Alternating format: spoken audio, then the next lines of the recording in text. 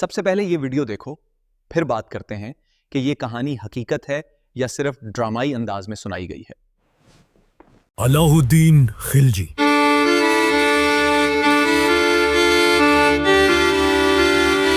एक जालिम बादशाह जिसके एम्पायर में अगर कोई गोश्त वाला गोश्त का वेट कम करके बेचता तो उसकी बॉडी से उतना ही गोश्त काटा जाता था। उसके पास ऐसे जिन थे कि उसके मिनिस्टर्स अपने घर में भी इशारों से बातें करते थे क्योंकि उसे हर बात का पता चल जाता था। उसके जहन पे सिर्फ एक चीज सवार थी कि मैं इस दुनिया का सबसे पावरफुल इंसान हूं और मेरी इजाजत के बगैर इस एम्पायर में एक पत्ता भी ना हिल सके। इसी पावर को पाने के लिए उसने अपने ही चाचा जिसके हाथों में वो पला बड़ा था उसे मार दिया और खुद इंडिया का सबसे पावरफुल बादशाह बन गया।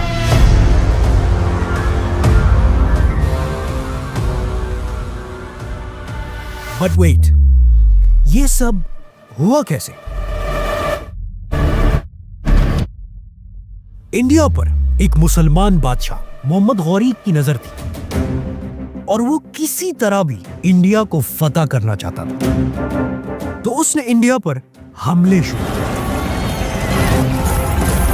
और फाइनली उसने इंडिया को फतह कर लिया और यहां से इंडिया पर पहली बार मुसलमानों की हुकूमत स्टार्ट हुई और अगले 700 साल तक मुसलमानों ने इंडिया पे हुकूमत की।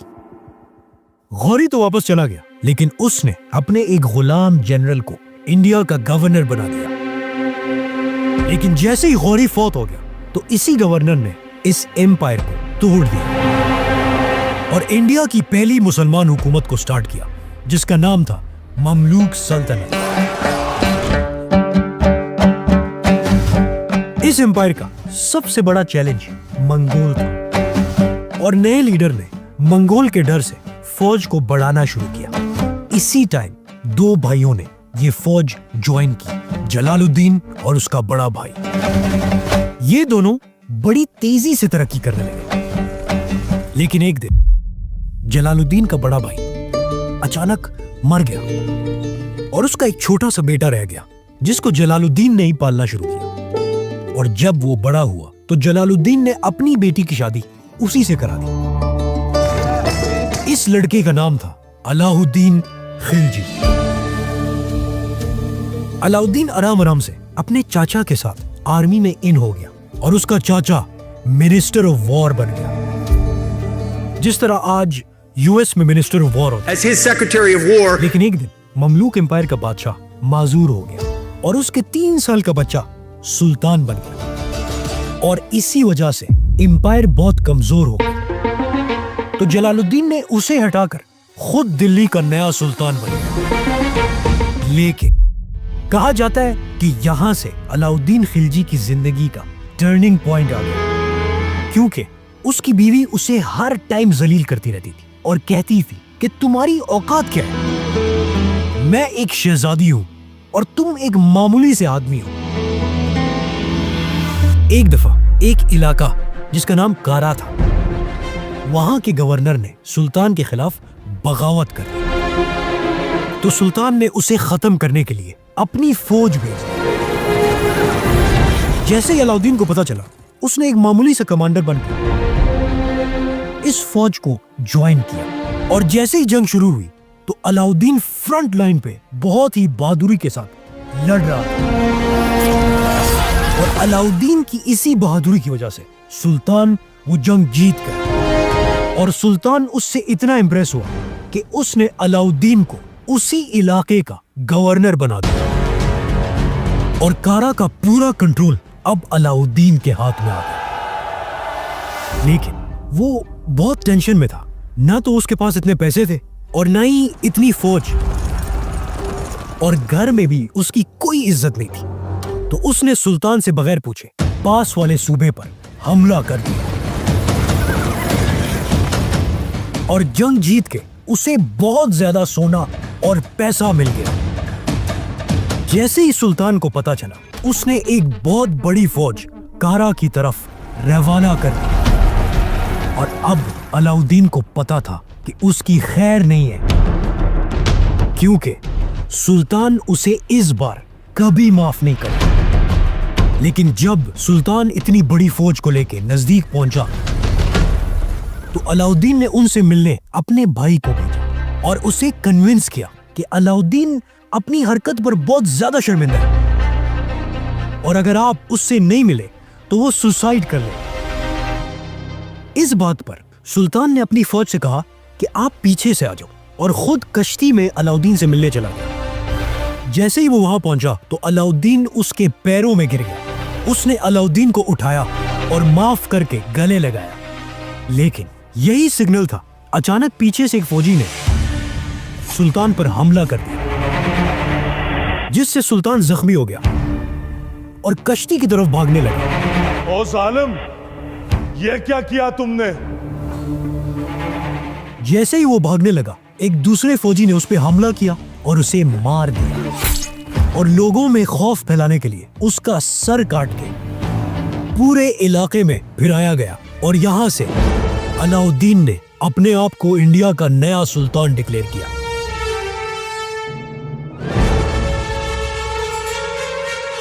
लेकिन दिल्ली पर कब्जा अब भी बहुत ही मुश्किल काम था, क्योंकि वहां के लोगों ने अलाउद्दीन को सुल्तान मानने से इनकार कर दिया था। तो अलाउद्दीन ने एक प्लान बना के दिल्ली की तरफ रवाना हुआ और रास्ते में हर इलाके में उसने ऐलान करवाया कि जो भी मेरी फौज में शामिल होगा उसे पूरे साल की एडवांस सैलरी मिलेगी। इसी वजह से फौज इतनी बड़ी हुई कि जब वो दिल्ली पहुंचा तो उसकी फौज 1 लाख से भी ज्यादा थी। और लोगों के दिलों को जीतने के लिए उसने बड़े बड़े तोप सोने से भर दिए और दिल्ली की तरफ फायर करना शुरू कर दिया। कहा जाता है कि उस दिन दिल्ली में सोने की बारिश होने लगी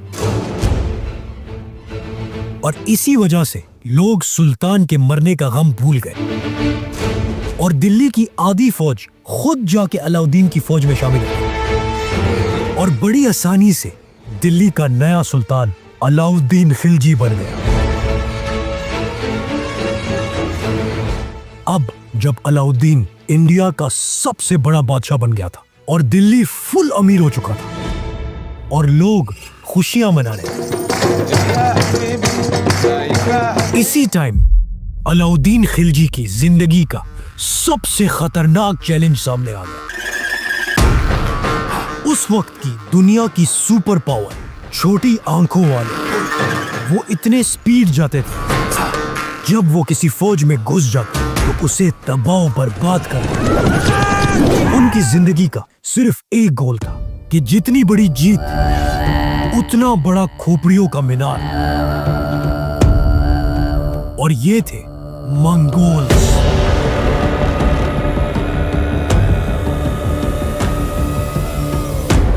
तकरीबन आधी दुनिया पे हुकूमत करने वाले मंगोल्स की नजर अचानक इंडिया पर पड़ी और इंडिया को इस वक्त सिर्फ एक बादशाह ही बचा सकता था, जिसका नाम था अलाउद्दीन खिलजी। तो उसने इंडिया की तारीख की सबसे पहली स्टैंडिंग आर्मी बनाई और इस आर्मी को स्ट्रॉन्ग बनाने के लिए उसने कैश सैलरी स्टार्ट की। हर फौजी की सिलेक्शन मेरिट से होती थी और करप्शन खत्म करने के लिए उसने एक नया सिस्टम बनाया कि हर फौजी का फेस डिस्क्रिप्शन लिखा जाता था और घोड़ों पर मार्क लगाया जाता था, जैसे आज गाड़ियों पर नंबर प्लेट्स हैं। और इस आर्मी को बेस्ट वेपन्स और सही ट्रेन किया जाता है। इस नए सिस्टम की वजह से कहा जाता है कि इस फौज को 5 लाख फौजियों ने ज्वाइन किया। अब जब अलाउद्दीन एक नया सिस्टम बना रहा था, इसी टाइम उसको खबर मिली कि एक बहुत बड़ी मंगोल फौज दिल्ली की तरफ फुल स्पीड आ रही है। तो अलाउद्दीन ने भी तैयारी शुरू कर ली और ये दोनों फौजें एक दूसरे के सामने आ गए। अलाउद्दीन ने अपनी फौज को 3 हिस्सों में डिवाइड किया। दरमियान में वो खुद खड़ा हुआ। एक तरफ उसने अपने सबसे वफादार जनरल जफर खान को खड़ा किया और दूसरी तरफ उसने अपने भाई को खड़ा किया। जैसे ही जंग स्टार्ट हुई, जफर खान ने बगैर पूछे हमला कर और दुश्मन को फुल ताकत के साथ मारने लगा और मंगोल की फौज की एक साइड एकदम डर गई और पीछे भागने लगी। लेकिन जफर खान भी उनके पीछे जाने लगा। वो भागते जा रहे थे और जफर खान उनका फुल स्पीड पीछा कर रहा। लेकिन अचानक मंगोल की फौज रुक गई और जफर खान एकदम हैरान हो गया। जैसे ही उसने पीछे देखा तो उसे पता चला कि वो अपनी मेन फौज से बहुत दूर आ गया और यही मंगोल की सबसे फेमस ट्रिक थी। वो भागे नहीं थे, उन्होंने जफर खान को फंसा लिया और मंगोल की बाकी फौज ने जफर खान को चारों तरफ से घेर लिया और वो फंस गया। इसी टाइम सबने अलाउद्दीन से कहा कि फौज भेजो और उसे बचाओ, लेकिन अलाउद्दीन ने कहा कि नहीं, क्योंकि वो बगैर ऑर्डर के गया और मैं किसी की भी मदद नहीं करता जो बगैर मेरे ऑर्डर के काम करे, चाहे वो मेरा बेस्ट जनरल जफर खान ही क्यों ना। अब जफर खान को भी समझ आ गई कि मुझे बचाने कोई नहीं आएगा, तो उसने एकदम मुड़ के अपनी फौज को देखा और उनसे कहा कि अगर हम वापस भी चले जाएं तो अलाउद्दीन हमें कभी नहीं छोड़ेगा, क्योंकि हमने उसका ऑर्डर नहीं माना। और ये कहते ही उसने दुश्मन की तरफ देखा और अपनी पूरी ताकत के साथ हमला कर दिया। वो इतनी बहादुरी से लड़ा कि मंगोल उससे बहुत ज्यादा इंप्रेस हो गए। तो मंगोल के कमांडर ने उसे एक ऑफर दी कि हमारा साथ दो और हम तुम्हें दिल्ली का नया सुल्तान बनाएंगे। लेकिन उसने कहा कि मैं धोखा नहीं दे सकता और वो लड़ते लड़ते शहीद हो गया। अब जब मंगोल ने उसे खत्म कर दिया तो अलाउद्दीन ने अपनी बाकी फौज को रेडी कर लिया। जैसे ही जंग शुरू होने वाली थी, अचानक मंगोल जंग छोड़ के वापस चले गए। पता चला कि जफर खान ने उनके कमांडर को बुरी तरह जख्मी कर लिया था और वो मजीद नहीं लड़ सकते। और कहा जाता है कि वो कमांडर वापसी में जाते हुए ही रास्ते में मर गया और ऐसे ही अलाउद्दीन ये जंग जीत गए। अल्लाहु अकबर! और दिल्ली मंगोल से बच गई। मंगोल तो वापस चले गए थे, लेकिन अलाउद्दीन के पास बहुत बड़ी आर्मी रह गई थी और इतनी बड़ी आर्मी को अफोर्ड करना अलाउद्दीन के लिए बहुत बड़ा चैलेंज था। तो बजाय इसके कि वो आर्मी खत्म करता, उसकी नजर अचानक इंडिया की मार्केट पर पड़ी और उसने दुनिया की तारीख का एक नया इकोनॉमिक सिस्टम बनाया। घोड़े से लेकर एक आम सुई तक अब सारी प्राइसेस सुल्तान खुद कंट्रोल करने लगा। नए सरकारी गोदाम बनाए गए और ये ऑर्डर दिया कि कोई बिजनेसमैन भी सामान खुद स्टोर नहीं कर सकता। वो हर सुबह सरकारी गोदामों से सामान खरीदेगा और बेचेगा और ये सारा सामान बाहर से लाने के लिए सरकारी ट्रांसपोर्टर्स को रखा गया। तो क्या होना था, एक आम फौजी जिसकी सैलरी बहुत कम होती थी और आम लोग जो बहुत गरीब होते थे, अयाशी की जिंदगी गुजारने लगे। लेकिन कुछ अरसे बाद पता चला कि लोग ऑर्डर्स नहीं मान रहे और मार्केट में करप्शन भी हो रही है। तो सुल्तान ने इस सिस्टम को चलाने के लिए इंडिया की पहली इंटेलिजेंस एजेंसी बनाई। जिस तरह आज ISI और रॉ है, सबसे पहले उसने हर मार्केट के लिए एक कंट्रोलर अपॉइंट किया जो पूरी मार्केट को कंट्रोल करता था और हर दिन सारे दुकानदारों के रजिस्टर्स चेक करता था और सुल्तान को डेली रिपोर्ट देता था। इस कंट्रोलर पर नजर रखने के लिए एक इंटेलिजेंस ऑफिसर होता था। वो भी मार्केट की डेली रिपोर्ट डायरेक्ट सुल्तान को देता था। लेकिन सुल्तान को पता था कि ये ऑफिसर्स भी करप्शन कर सकते हैं। इन पे भी नजर रखने के लिए मार्केट में सीक्रेट जासूस होते थे जिनका किसी को पता नहीं होता था और वो भी डेली सुल्तान को रिपोर्ट देते थे। एक दफा सुल्तान ने एक छोटे से बच्चे को मार्केट भेजा और उसने दुकानदार से गोश्त खरीदा और वापस महल आ गया। सुल्तान ने कहा कि इस गोश्त का वजन चेक करो। जब उन्होंने वेट चेक किया तो पता चला कि वो तो कम है, और उसने दुकानदार को बुलाया और उसकी बॉडी से उतना ही गोश्त काटा जितना उसने कम बेचा था। बिजनेसमैन इस सिस्टम से इतना डर गए थे कि वो लोगों को ज्यादा सामान देने लगे कि कहीं कम ना हो जाए, वरना हमारी बॉडी से गोश्त कटेगा। कहते हैं कि दिल्ली में इतनी सस्ती चीजें मिलने लगी कि बाकी इलाकों से भी लोग दिल्ली आने लगे, और कुछ अरसे बाद लोग भूल गए कि महंगाई भी कोई चीज होती है, और सब ऐसा ही चलता रहा। लेकिन एक दिन कुछ लोग अलाउद्दीन के दरबार में आए। उनके कपड़े फटे हुए थे और उनकी बॉडी से खून निकल रहा था। तो अलाउद्दीन ने पूछा कि आप कौन हो, आपको क्या हुआ है? तो उन्होंने बताया, हम बिजनेसमैन हैं और बहुत दूर से आए हैं, लेकिन हमें आपकी गेट पे डाकुओं ने लूटा है और हमारी औरतों को किडनैप करके जंगल में चले गए। आप किस मुंह से अपने आप को अलेक्जेंडर द सेकंड कहते हैं, जब हम आपकी गेट पे भी सेफ नहीं है? खिलजी ने उनको जवाब नहीं दिया, बल्कि अपने इंटेलिजेंस ऑफिसर को इशारा किया। ऑफिसर ने फौरन जासूस भेजे, जिनसे पता चला कि डाकू दिल्ली के चारों तरफ जंगल में छुपे हुए और वहीं से हमला करते। डाकू भूल गए थे कि उन्होंने किस से फड्डा लिया है। अलाउद्दीन खिलजी तो वो है जिसने मंगोल की खोपड़ियों का मीनार बनाया था, तो ये तो सिर्फ मामूली से डाकू थे। अलाउद्दीन ने अपनी फौज को हुक्म दिया कि इन डाकुओं को तबाह बर्बाद करो। फौज ने सबसे पहले जंगलों को काटना शुरू किया कि आज के बाद कोई डाकू भी यहां ना छुप सके, और ऐसा करते करते 3000 डाकू उनके हाथ आए।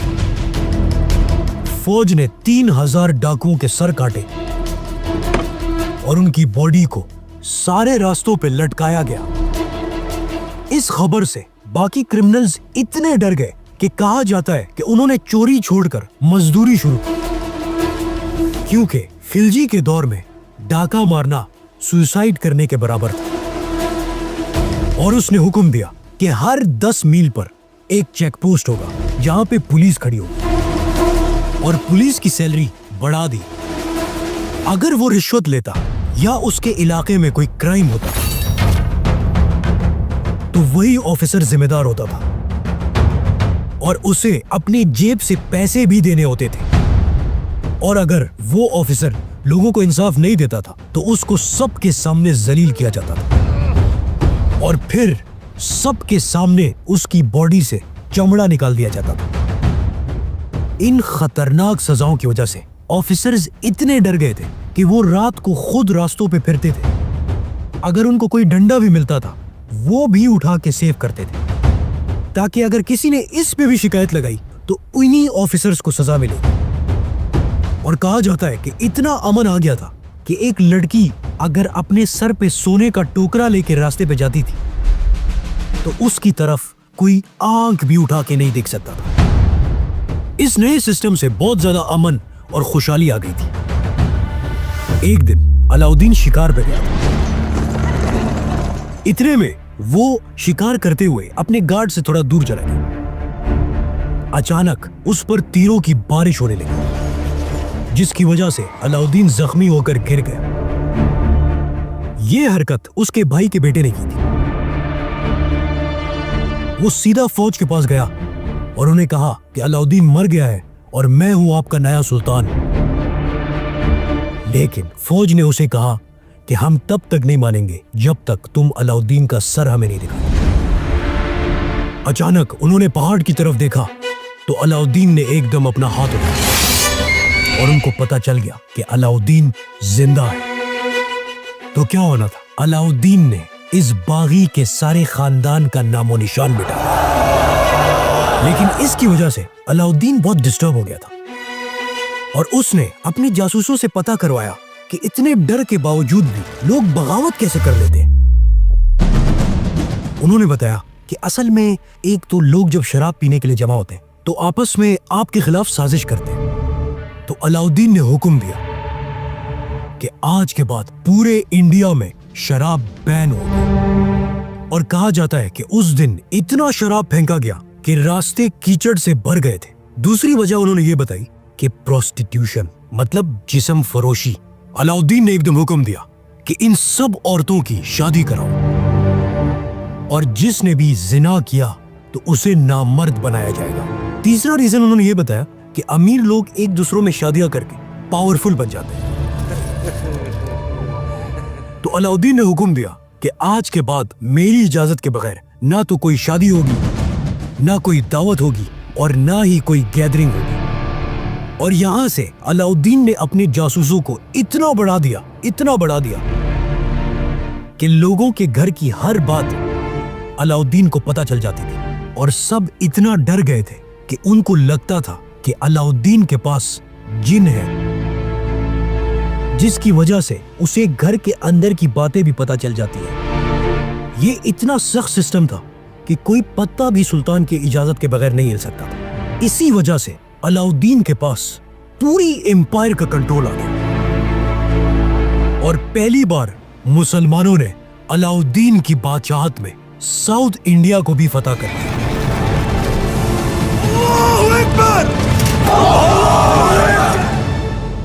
अब मुसलमान इंडिया के सुपर पावर तो बन गए थे, लेकिन इस्लाम इंडिया पहुंचा कैसे? ये कहानी बड़ी इंटरेस्टिंग होने वाली है। आज से 1300 साल पहले एक 17 साल के लड़के ने इंडिया पर हमला कर दिया, जिसका नाम था मोहम्मद बिन कासिम। सब्सक्राइब। मगर हमें हर तारीखी दावे को तहकीक के बाद ही मानना चाहिए।